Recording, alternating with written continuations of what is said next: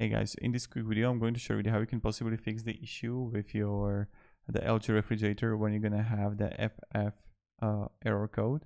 So the thing is this is the freezer fan error with it, LG fridge, that needs to be primarily replaced or located if there is something issue with it. It's going to look like this. So there was this video that you can find on YouTube, how this guide made on guide on how to locate it and find it and repair it. So you want to just remove the rear panel, inspect the fan, defrost it if it's necessary. You can test the fan motor if you have the multimeter, and then you need to install the new one.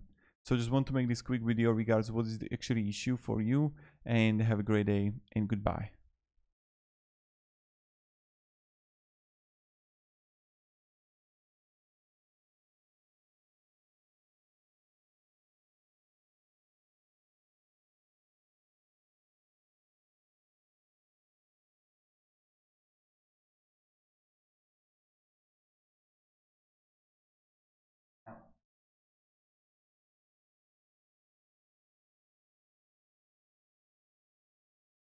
I'm right now.